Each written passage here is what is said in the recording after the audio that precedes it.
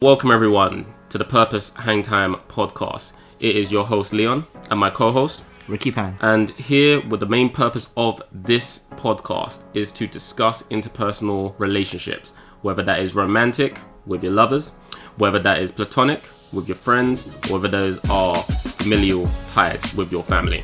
So sit back, relax, come listen in and hang with us. Two guys shooting the breeze.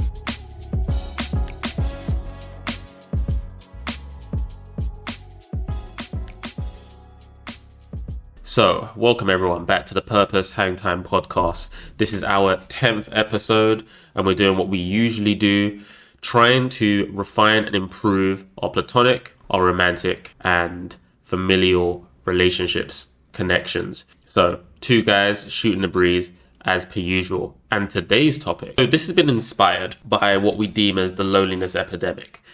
After sitting and thinking about it, friendships are at an all-time low at this current moment in time. Friendships are quite hard to garner, and with the event of social media and living in such a hyper-connected world, it's now become even more important. It's now become such a big thing in society to make sure that in terms of your friendships and your connections that they're kept at a specific level. But with this, the main question of, well, how do you create a friendship? Some people find it easy, some people find it quite difficult.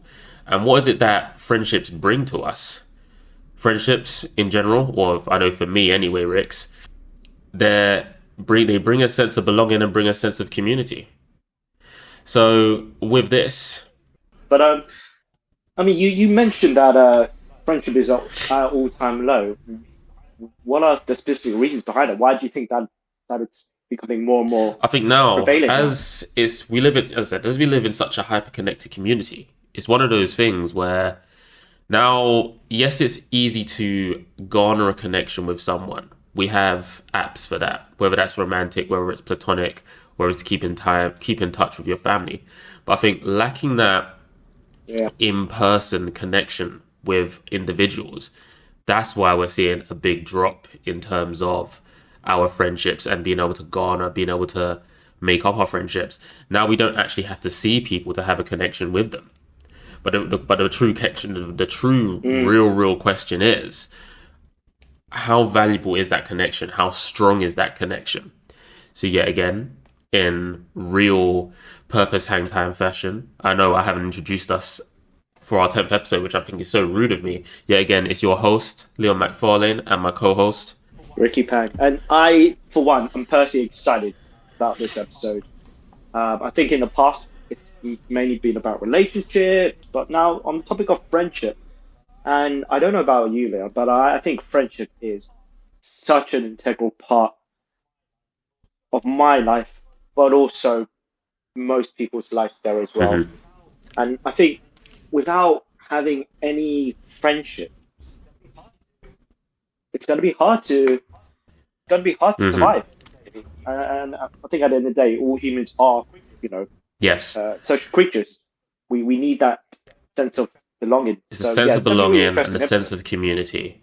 A book that I'm currently reading right now by Robin Dunbar, which is based on friendships and the power that it has. It talks about how, looking back in the past, generally, as humanity was a part of tribes back in the past, before obviously our information age, obviously before the first world countries were obviously put together, and essentially it was hunter-gatherer instincts, we generally had a community of 150 people. With those 150 people, you had those where you would garner that close connection, your first, let's say, 5 to 15 individuals. Then you'll have a medium sort of connection, which will be included with some extended family, those that you needed to be around to survive. And then you had your further extended network, which will make up the rest of that 150, which will essentially be your acquaintances. But it's those close people and those who you have that intimate connection with. It makes life a lot more happier. It makes you feel like as we mentioned already before, Rix, is having that sense of belonging. Someone that you can trust in, someone that you can discuss what your most intimate and deep thoughts and feelings, which I think is so important. So yeah, let's delve into it, because this is a very exciting episode for me, because upon reflection, looking at my friendships and who is important to me, who plays what role. Obviously, yourself, Rix, now that you've moved away to Denmark, and now that we don't have that face to face anymore, but we still manage to put in the time to garner and make sure that that connection and bond doesn't break. Obviously, we're both business partners in terms of the podcast as well. But it's like, how do you develop such a strong bond, like such as we have now? We've had a look at the other episodes in our Green Flag series, such as the communication episode where we talk about level 1 to level 5. We also have the episode looking at the many different stages in relationships and staying at the top of the staircase.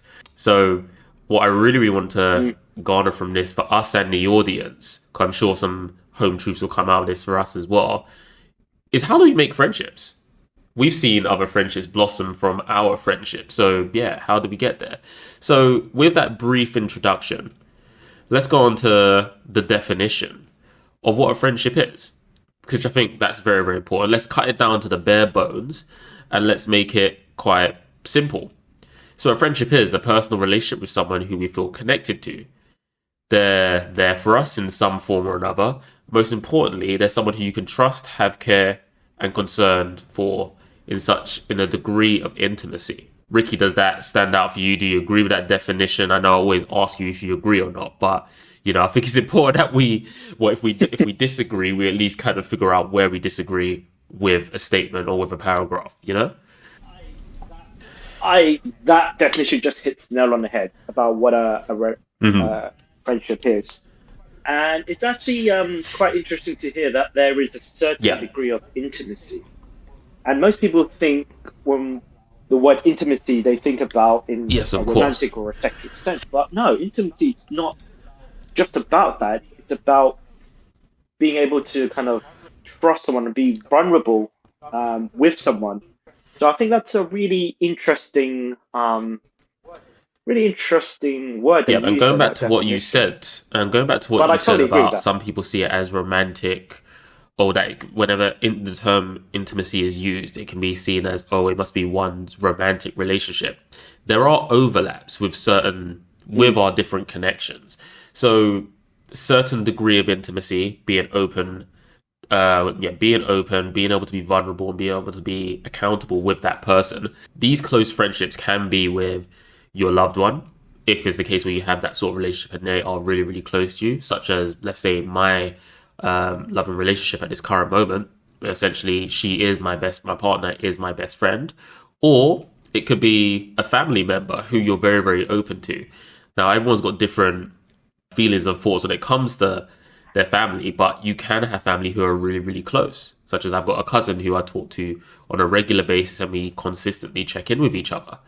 So yeah, there's that level and degree of intimacy that you need to be able to have with this person or with this individual. So I'm going to go a bit further with the definition and then look at this in terms of what's the difference between a person who's in that close circles. Let's say your top 5 to 10 friends. Obviously, it's very, very different for each individual. But let's say there's close people versus someone who's an acquaintance. So someone's a bit further out in terms of that sphere. So an acquaintance, yes, is another connection. But the difference with an acquaintance is someone who you may talk to on an occasion, maybe see at a dinner party or at a social event or as a work colleague, that you only talk about certain specific things. But the bond of a friendship, being able to say, okay, here's 10 quid, are you going to be able to give that back? And be able to trust them. That personal relationship is not there. This is not someone who you're going to be telling about, your aunt who has caused massive, massive problems in all her relationships. Let's say, many, many decades ago. Yeah. This is not someone who you're going to talk to about that. Or let's say there's financial issues within the family. These are not the people that you talk to. And on top of that, to just verify and really, really push that forward, an acquaintance likely won't be that person that you talk to when problems are happening. That is reserved for close friends unless you flow with that way of thinking. So one could say, okay, well, with this episode or with the many episodes before, we've been quite open with a degree of intimacy with out with all of our listeners. But would we count them as an acquaintance? We like to say they're part of the Purpose Hangtime family, of course, because we've got some really devout listeners, which is always lovely to, especially when you have the hidden ones that come out from behind the curtains, and they just, they're like, and they're like, it's like, we know about this about your life, but that degree of intimacy. I mean, I like to think that hopefully some of our friends are actually listeners of the Purpose Hangtime. But I totally agree with that definition. And the difference between acquaintance and a friend, and when you really break it down to the bare minimum and really analyze it, that's really a telling difference right there. And like we said, it all just goes back to being able to be open and vulnerable and trust that person. Really, that is the main differentiating point here. With that, let me move on to some of the statistics and like how, when it comes to friendships, why they are important, and also looking a little bit more towards the loneliness side, which we're going to have a whole complete episode looking at the loneliness epidemic, because yes, obviously, as we all know, as of this time of recording, it's been a year and a bit since the global COVID pandemic. But in the midst of that global COVID pandemic, we've also had this loneliness epidemic. And it's so poignant and so profound to the point where gov.uk, so this is actually the governmental websites within the UK, they have a loneliness strategy publication, really, really pointing out all the different ways that one can be lonely.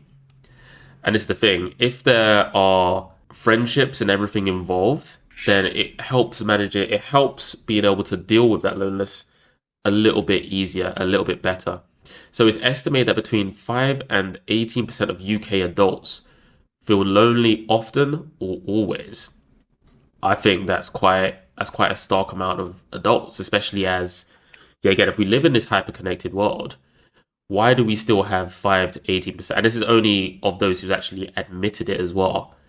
So with statements like that and statistics like that, there is a dire need to understand why friendships are important. There's a dire need to actually have an episode like this where we talk about how you build those friendships. And then obviously in the part 2 or in the next episode, we'll talk about how to really, really maintain those relationships.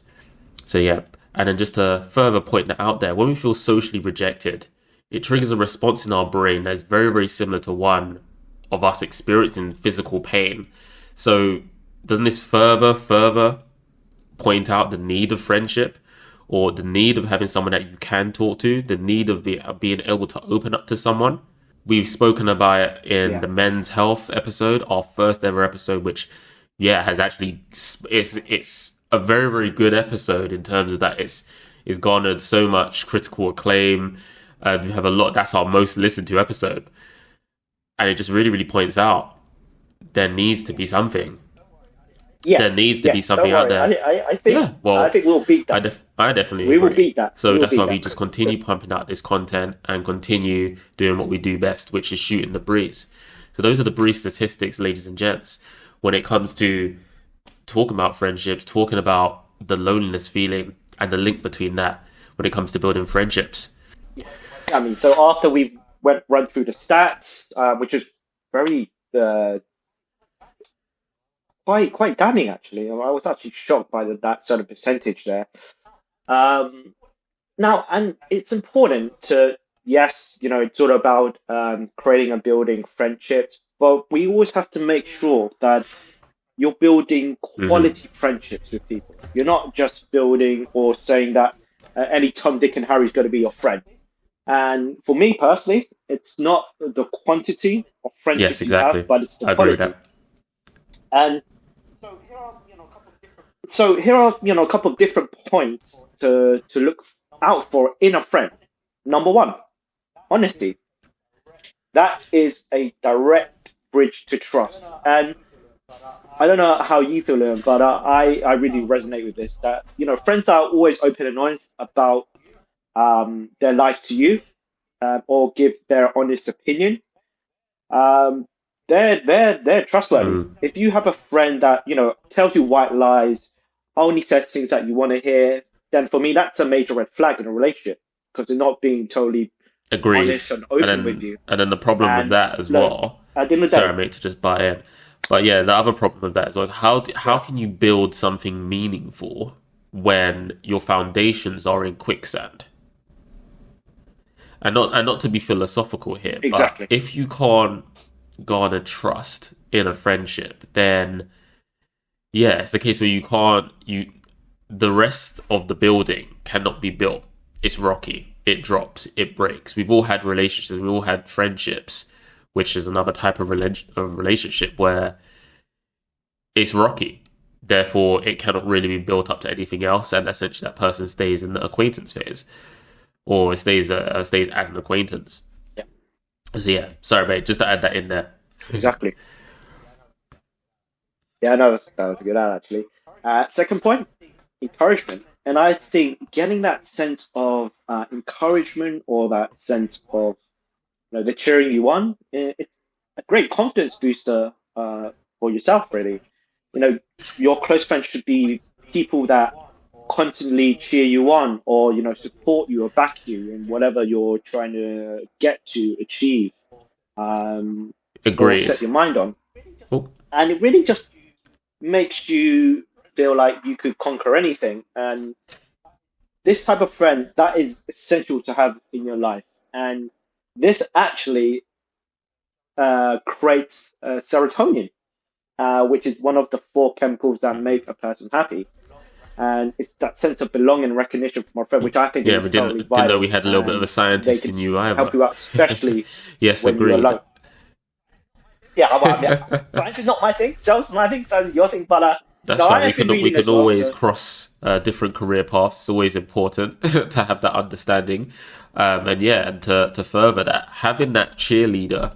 Now, obviously, it's like a cheerleader could be male or female, but having that person who can just further perpetuate a positive message goes such a long way when it comes to achieving your goals and achieving everything that you want to do. So yes, we mentioned a few things in the Refining the Connection series regarding imposter syndrome and regarding pushing your comfort zone and pushing out of your comfort zone.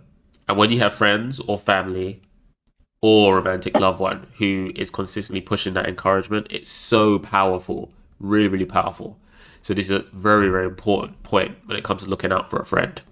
Number 3, no judgment. Be open-minded. And I think this is a very, very vital point. A true friend would accept you for who you are.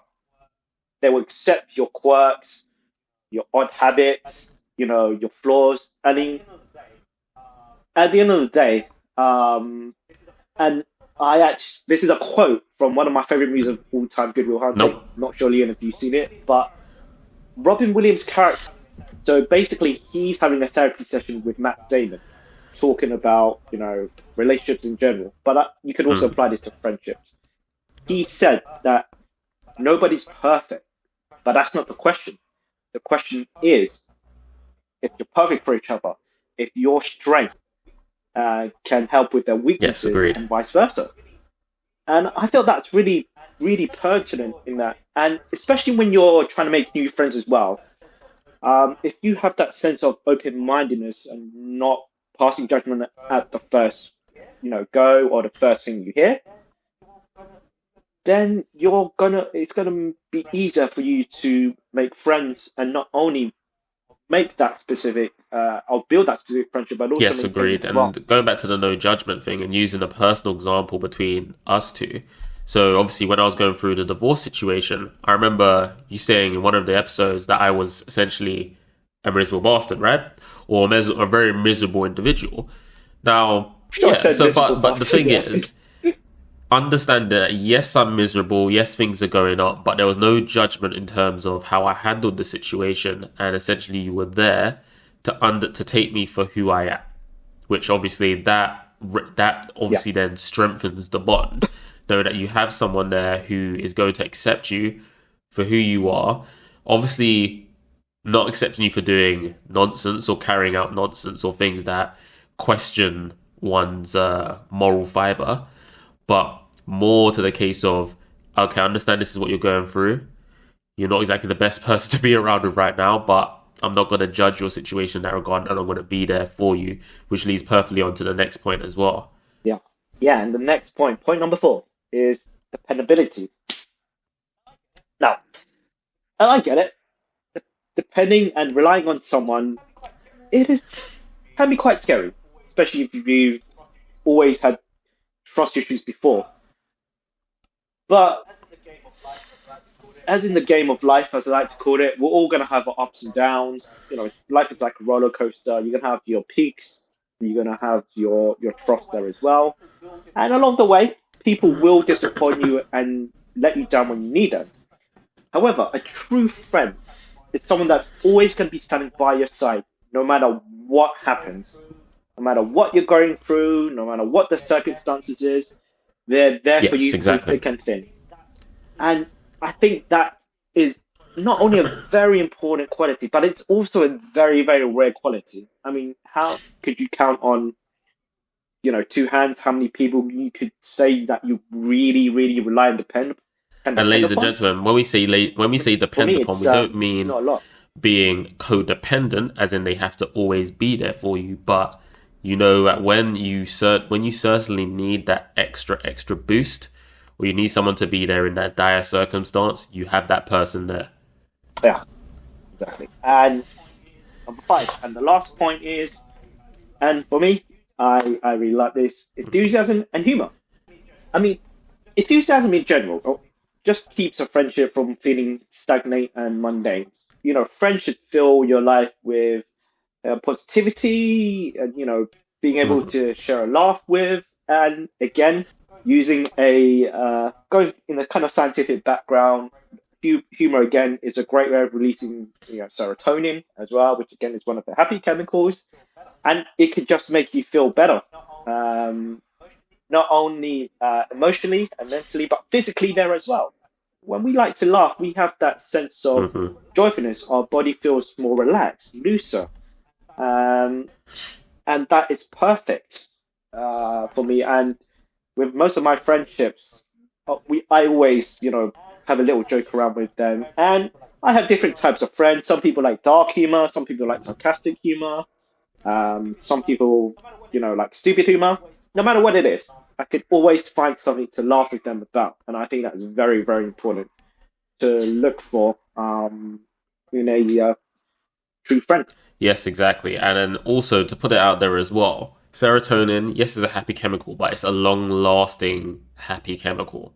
So very, very different to, let's say, dopamine, which is a rush of positivity, and then also can be linked to addiction and all the other things as well. With the serotonin, it's long-lasting. So having important, very powerful and very positive friendships, obviously there is a limit to how many you can have. But having those very, very powerful and profound friendships can lead to a lot of happiness and the resolution of those mental health issues, as Ricky has stated regarding this. So yeah, those are the 5 points regarding what to look out for in a friend and all the positive attributes. And I think regarding these 5 main pillars, I'll call them, not just points, because I think they should be given a lot more gravity regarding this. I think that we both cover this in terms of our bromance, and even with us being apart, you being over in Denmark, I'm still in the UK, we still are able to garner each pillar, which I think is very, very, very important. And also when it comes to new friends that you'll make along the way in Denmark as well, I'm sure you are going to, as a great, great friend of mine, I'm sure you're going to garner these pillars when it comes to your new friendships and your new connections over in Denmark too, as well as being able to maintain what you have over here in the UK.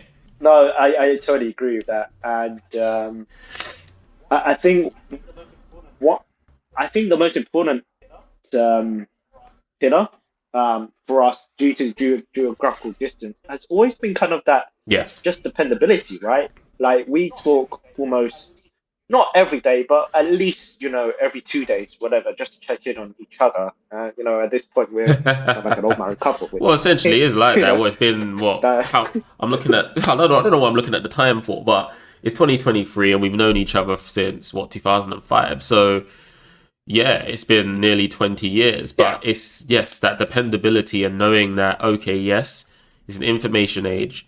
I know, obviously, you being over in Denmark, hints of loneliness, I'm sure, must have possibly set in.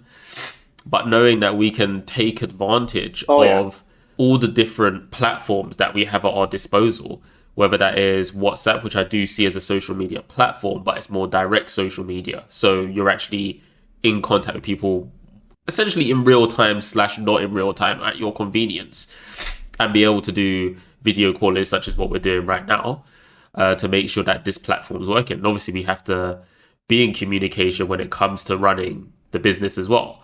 So yeah, I feel very fortunate as a friend, knowing that you have been to other countries as well, such as Thailand, for example. Distance, a true and tried and tested friendship, distance geographically, it shouldn't be a problem at the end of the day.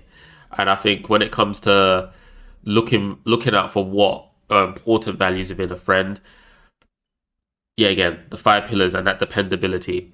Because obviously when it comes to things like, okay, honesty, encouragement, no judgment, we've already, we know we have that in spades. In terms of our enthusiasm and humour, we're always enthusiastic about meeting up with each other. It's never a dull moment, and it's never in a case of, it's Ricky again, I've got to make sure I'm in contact with him. You know what I mean? Regardless of whatever madness can be happening in his love life. No comment. But yeah, so it's one of those it's one of those things where, and I'm sure you can shoot I'm sure you could shoot back at me with whatever goes on in my life. So, it's one of those things. But I'm very happy with what we've managed to instill in terms of how to build a friendship, and I'm happy that others on the platform can see what we have together as friends and be able to emulate it in terms of when it comes to building their own friendships. So yeah. So I think from that essentially is our personal experience regarding that. We've given a little talk regarding ourselves, because as much as we can give examples and personal experiences of how we built friendships with our variety of friends, we can make this episode 12 hours long regarding all the different experiences. But I think when it comes to building a friendship, just us running this platform essentially is the personal experience, and that's us shooting the breeze and just being able to, essentially give us applause each other for just being able to make this work in this way. So yeah, it's you can call this the bromance episode if you really want to call it that. So yeah, so with that, Rick, should we go on to those who obviously want to build those friendships? They have no idea. So people in the audience who have no idea how to actually be able to step out of that comfort zone, who find it hard to build those friendships, what would you recommend for them? Or would you say there's 5 specific ways of how to do it? And are there other ways to do it in this current climate where we have such a loneliness epidemic? What tools can our audience utilize to really build those friendships and make long-lasting, powerful friendships? Yeah, I mean, there are a couple of points I do like to discuss, but I think the main thing here is that connects all 5 points is put yourself out there. At the end of the day, if you don't put yourself out there, you're never going to be able to make and form new bonds, connections, and friendships. You're always constantly going to be hiding away, for example, in your own home, or just hiding away from and sheltering yourself from other people, both emotionally and mentally, not just physically, then the 5 points I'm going to discuss are going to be irrelevant. So the most important thing is, before we discuss these 5 points, is that it is vital to put yourself out there. That is the main underlying thing here.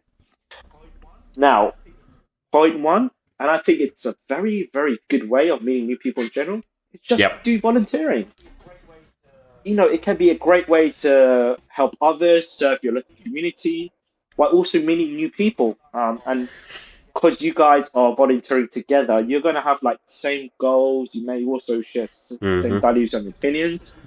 And it just also gives you a great opportunity to regularly practice and develop your social skills. If you feel like you do need some help and brush up on those, you can just speak to the people within your volunteering group. And it's very easy as well to look for volunteering opportunities. If you just go on the website, you've got these volunteer ad boards like reachvolunteering.org, or you can also go direct to a non-profit organization such as the Red Cross or Save the Children. So that is one way of building and creating. Yeah, and there's some amazing. I'm sure you probably will agree with me with this one, Rix, as well. There are some truly amazing people out there who have not been discovered. And yes, in terms of us being humans, we all have such an interesting variety of different attributes. Maybe you agreeing to, let's say, okay, there's a ukulele festival just down the road. You know what? Let me go and see what this is all about. You may someone who may match up with you, and yet again, it could either be platonic, it can be romantic. Yet again, we cover all those bases, but as we're really, really talking about the platonic state at this current moment right now, the platonic connections, there could be someone who, literally aligns perfectly with your personality, or is someone who complements you with different attributes. Yeah, exactly. Well, ukulele festival. Okay, well, that kind of ties in to the next point is go to a random event, take a class, or join a club. Meet people with common interests. For example, if you are interested in books, you may want to join a book reading club. Or if you're interested in gaming, you may want to join like a gaming club. Or even just common interest around sports team as well. Yes, of course. United fans, secret, which we're doing quite well this season, but that football talk is for another day. But yeah, and the way you can actually find these clubs, these classes, or these kind of like events with people that share similar interests or hobbies, you can use websites such as meetup.com, which yes, we have. I think we've both used before. We've used it more. Yeah, we used it more just on a whim to go out there and just chat to people. Really, again, nothing untoward, ladies and gents. It is literally to go out there and chat and meet up with people. Yeah. And funnily enough, I actually remember meeting someone who's actually a very, very good friend of mine. And she currently lives in Australia. She was over here working. Working for a company in communications. And she wanted to just meet people in the city. And has gone an amazing friendship. That's is 6 years old at this current moment. And I consistently get invites from her and her other half to come over to Australia. So I'm going to take her up on that very, very soon, I'm sure, once the finances are right. And that's another connection just made just like that. So, and that wouldn't have happened if we didn't decide to take those steps out of there. So make sure to listen back to our episode in terms of breaking out the comfort zone. So yeah, shameless plug in terms of looking at our retrospective episodes. But there you have it, listeners. Create a new friend. Who knows? You may have free accommodation when you travel to a new country. But anyway, point number 3 is connect with your alumni. And for many people, this could be universities or even your ex-work colleagues. They have times where they, message each other in a group and hang out together. And for me personally, most of my good friends are actually from my ex-workplace that I still keep in contact with. Some of them I still speak to. And they're cool people as well. So you already have like cool that. Exactly. And that's the most important thing. They're all cool people. And the thing is, you already have that kind of university or previous work experience in common. Bring up old times. It makes for most part an easy conversation starter, depending on how you left your own workplace. I definitely agree with that as well, because see, now I'm not one who likes to garner really, really close friendships with those who I currently work with. I know there's plenty of those who are listening to this episode, but don't worry, we have friendships. We still will go out for a drink. It's all good.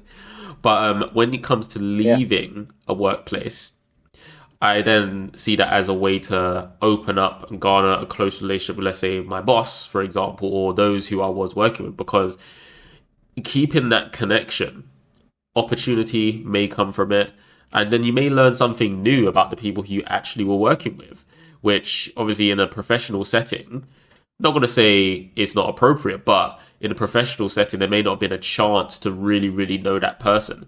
So that is another option in terms of really, really creating those new friendships and new connections, which I think is something that is overlooked quite a bit thinking about it. Because most people think, okay, now I'm done with this workplace. Yeah. Obviously, you've left on good terms. You have left on good terms. And then it's like, you know what, I don't have to talk to these people again. But no, they harness some really, really valuable information, and they may know and see things about your character that you never really noticed in a professional setting. So it can lead the keys to your next job, or just someone who is an accountability partner who essentially can be your friend. Yeah, exactly. Point number 4, reach out to acquaintances.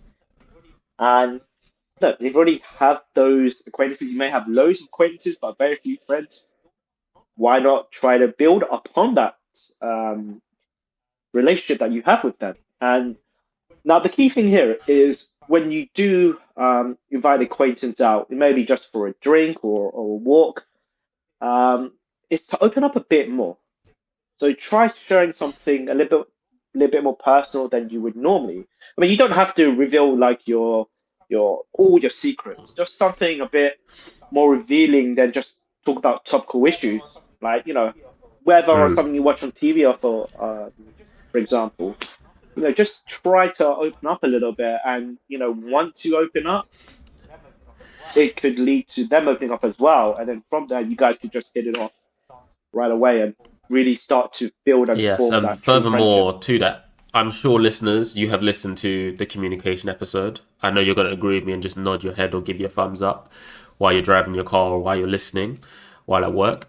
Moving it from a level 2 and making it the next level up, where you start to be a bit more open, you start to talk about a few more things, and you start to realize there are a few more things in common regarding your attributes. Very, very important if you are looking to build a friendship with someone. And there's a lot of value in your acquaintances. It's just that obviously when it comes to our minds, yet again, going back to the Robin Dunbar book and looking at Dunbar number of 150 people, there's only a set amount of spaces that we can use for our close friends.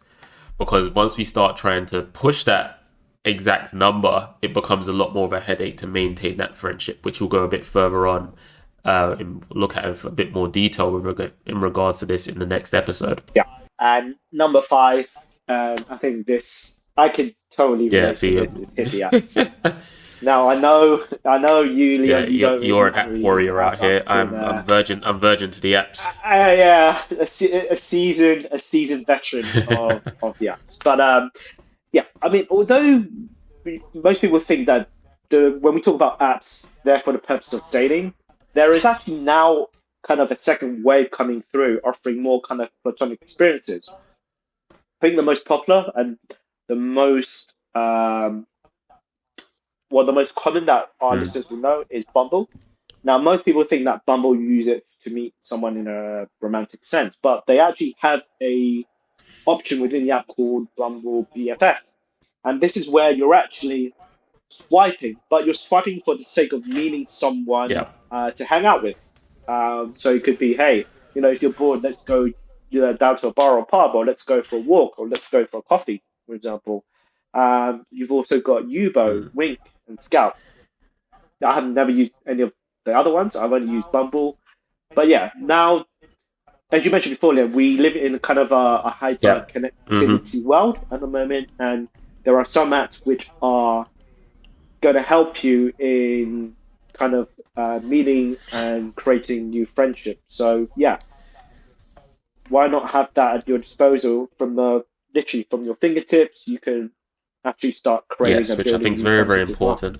I know me personally, and I'm pretty sure, Rix, you'll probably agree with this as well. Au natural, or meeting people in person, obviously is the best way of really, really connecting with someone. And the reason why I say it's the best way is because then you can actually read body language. You can read all the other things that normally behavior as well in person. But then at the same time, if you do have disposal with the apps, that can be a nice segue into getting to that stage. So an excellent way of being able to get there. And in true purpose Hangtime fashion, we would like to close out with a quote. And this is a quote from, I'm pretty sure most of you have heard of this person, the greatest of all time, Muhammad Ali. Hit him with it. And he defined, and to quote, friendship is the hardest thing in the world to explain. It's not something you learn in school, but if you haven't learned the meaning of friendship, you really haven't learned anything. And we'll leave it at that. Once again, thank you so much for listening to our episode. Yep, keep shooting that breeze. Thank you very much. And we'll hit you with the next episode, which is going to be based on maintaining those friendships. Now that you've built them, now it's the case of maintaining.